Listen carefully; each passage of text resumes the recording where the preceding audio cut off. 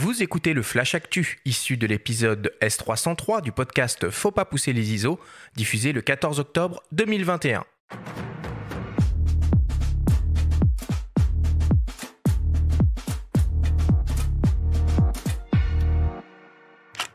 Cette semaine, dans le Flash Actu, Canon annonce un nouvel objectif hors du commun qui voit double. Lumix lance une nouvelle caméra professionnelle 6K ultra compacte et l'édition 2021 du prix Bayeux Calvados Normandie des correspondants de guerre vient de fermer ses portes. Le Flash Actu vous est présenté par Fox.fr, le site des spécialistes de l'image. Canon vient de lever le voile sur un curieux nouvel objectif à destination des hybrides 24-36 mm. Il s'agit d'un ultra grand angle de 5,2 mm f2.8 qui rejoint la gamme L professionnelle de Canon. La particularité de cet objectif est qu'il est conçu pour la réalisation de photos et vidéos en 3 dimensions compatibles avec le format immersif VR 180. Cet objectif est en réalité composé de 2 objectifs fisheye 5,2 mm séparés de 6 cm de long qui projettent tous deux et en simultané leurs images sur la surface du capteur. A noter que pour l'heure, seul l'EOS R5 et son mode vidéo 8K est compatible avec cet objectif. Le Canon RF 5,2 mm f2.8L Dual Fisheye sera disponible d'ici la fin de l'année et proposé au prix de 2199 €. Panasonic annonce une nouvelle caméra professionnelle équipée d'un capteur 24-36 mm et capable de filmer en 6K. Il s'agit de la Lumix BS1H. À l'instar de la Lumix BGH1 qui reprenait en tout point les caractéristiques du Lumix GH5 micro 4 tiers, la nouvelle BS1H reprend pour sa part les caractéristiques du Lumix S1H.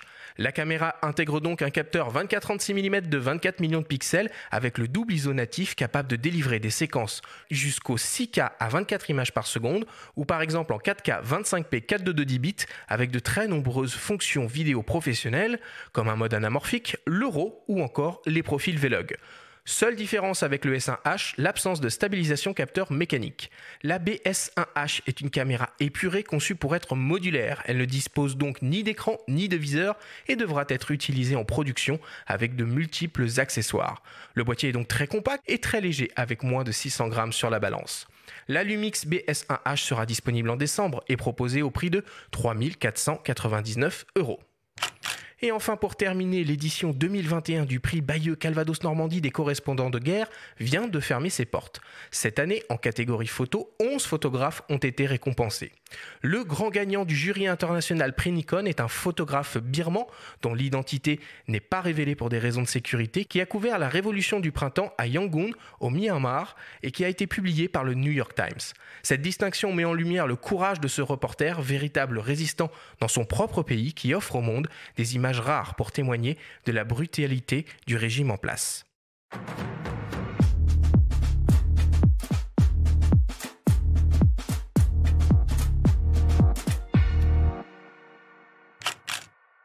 Voilà pour les actus de la semaine.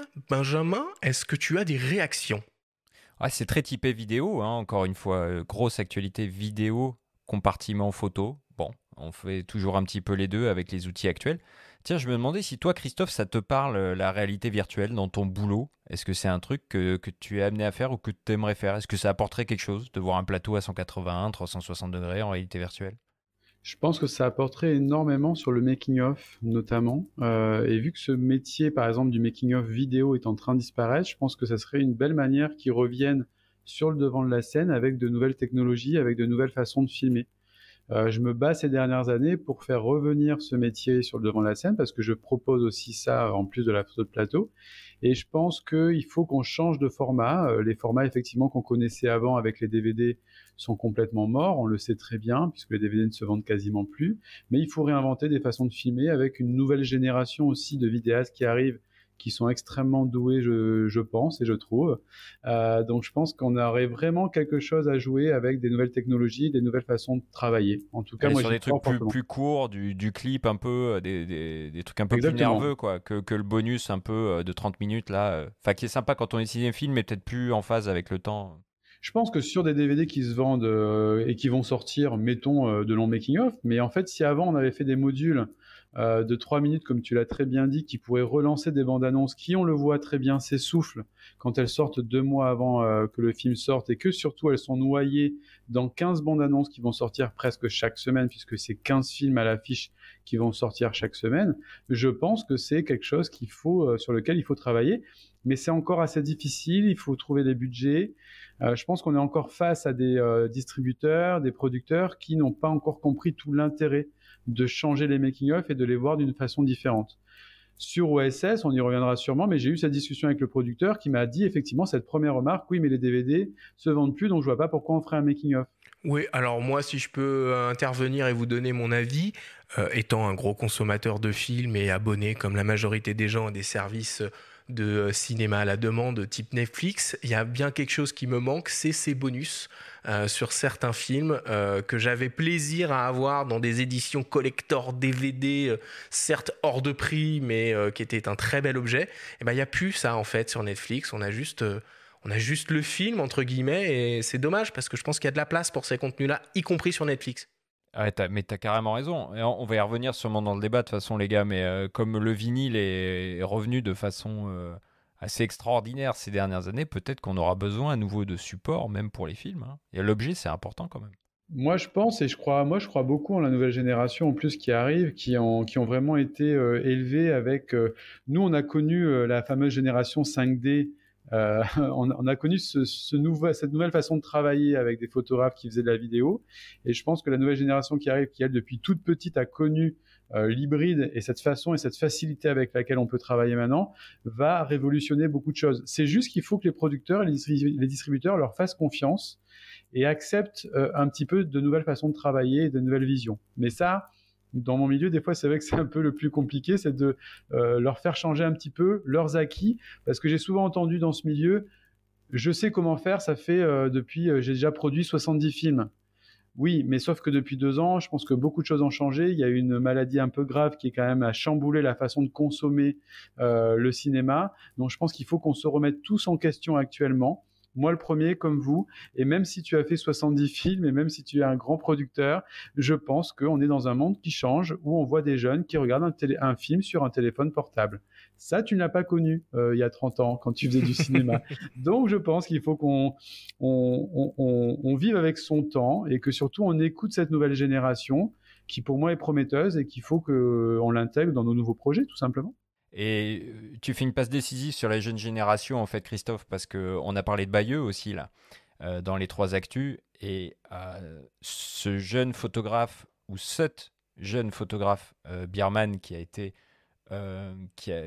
remporté le premier prix Nikon, on sait quel ou qui est jeune, parce que moi, je l'ai rencontré à Bayeux, était présent ou présente dans la salle au moment de la remise. Et ça, c'est aussi une jeune génération de reporters. C'est des reporters qui n'ont pas été formés, hein, qui prennent leur outil chez eux, qui font un boulot absolument remarquable et très courageux. Et pareil, qui doivent apprendre à lutter face à des régimes qui essayent de crypter les téléphones, qui essayent de les repérer par divers moyens. Donc tout ça évolue aussi. Et ça, on va revenir la semaine prochaine avec une émission spéciale sur la photographie de guerre, autour aussi des jeunes générations de photographes qui apprennent de nouvelles manières de faire leur métier. Et c'est passionnant, et ces gens-là, moi, me touchent profondément. Et c'était très émouvant d'apprendre que cette personne était présente dans la salle au moment de la remise des prix, mais ne pouvait pas le recevoir. Voilà. Benjamin, j'ai repéré aussi que le Nikon Z9 refaisait un petit peu parler de lui. Mais oui, et on parle de bande-annonce, et c'est via un teaser, évidemment, un teaser d'une trentaine de secondes que Nikon... nous met en image, met en scène le boîtier, dont on sait déjà qu'il aura un capteur de 45 millions de pixels, qui filmera en 8K, comme un certain A1 d'ailleurs, que tu dois connaître, Christophe. Et on a pu voir sur cette vidéo qu'il s'agira, bon ça on le savait, hein, d'un monobloc, donc d'un espèce de gros, plus petit D6, comme les gros Reflex Pro. Et on a pu remarquer simplement que l'écran s'articulait un petit peu comme sur les Fuji XT2, XT3, je ne sais pas si vous voyez, selon qu'on le tient à la verticale ou à l'horizontale, on pourra faire pivoter l'écran comme ça. Et l'affichage apparemment pivote aussi, bascule aussi. Enfin, voilà, ça a l'air pas mal. Donc vivement les semaines qui viennent. Là, on l'attend depuis un moment, ce Z9, et c'est un petit peu l'avenir de la photo pro chez Nikon qui se joue. Donc c'est stratégique, c'est important. après le R3 chez Canon, après l'A1 chez Sony, et puis on attend en même temps, on espère, des longues focales. Les Nikonistes attendent ça. Moi aussi, je suis très impatient. Je suis très impatient sur cette annonce, malgré que je sois ambassadeur Sony, mais parce que je trouve que c'est une superbe marque Nikon. Et je les ai trouvés pas dans le jeu ces derniers temps, pas à la hauteur de la marque. Pour avoir des collègues photographes plateau qui utilisent le Z6 ou chez Nikon, qui ont été un peu déçus. Je pense qu'avec ce nouveau boîtier qui va arriver, ils vont revenir dans le jeu et je suis super heureux parce que c'est aussi ça la photographie. C'est des marques qui se répondent les uns les autres et tout ça va servir à tout le monde en fait. Et je trouve que c'est assez excitant. Et tu as raison, et c'est une émulsion. C'est super important qu'ils se stimulent les uns les autres. Et tu as aussi raison sur un point. Nous, on avait souligné dans le magazine lors des tests, les Z6, Z7, il y avait des petites lacunes au départ, un seul slot XQD, pas de poignée prévu. Alors ça, c'était vraiment une erreur qu'ils ont corrigée de belle manière sur les versions 2, Z6 II, Z7 II. Et donc, un peu comme Canon, hein, qui s'est un peu raté sur les lancements de l'EOS R, RP, qui reviennent avec les R5, R6. Et là, peut-être que ce Z9 va mettre Nikon de plein pied dans l'hybride. Et en tout cas, c'est un peu bye-bye les réflexes, quoi. Bon, on l'espère en tout cas, et surtout, on espère qu'il va arriver très très très prochainement parce que c'est un boîtier qui est très attendu.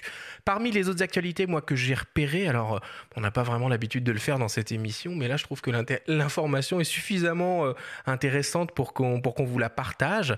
Alors, il y a eu des fuites sur Internet, et il y a des visuels d'une nouvelle optique qui ont parcouru la toile. Alors, il s'agit d'un zoom, un 24-70 mm 2.8, pour les hybrides Sony E, mais la marque de zoom est assez étonnante, c'est Samyang. Samyang qui donc a priori serait sur le point de lancer son premier zoom et qui plus est un 24-70 mm 2.8. Donc je pense qu'on aura dans les semaines ou dans les mois à venir plus d'informations à vous donner sur cet objectif. Et pour terminer, j'avais aussi envie de parler de la nouveauté, l'une des nouveautés de Manfrotto de cette rentrée, c'est le système MOV, où Manfrotto essaye un peu de réinventer une griffe de fixation entre un accessoire et un trépied, une griffe qui se veut très facile à utiliser, très sûre, très stable et surtout quasiment automatique, avec un système de ressort qui vient verrouiller l'accessoire sur la base de son trépied. Je voulais en parler parce que je trouve ça bien, moi, ce genre d'initiative. Ouais, puis le prix est pas haut de gamme, hein. C'est accessible aux amateurs, hein. Donc on est dans la centaine d'euros.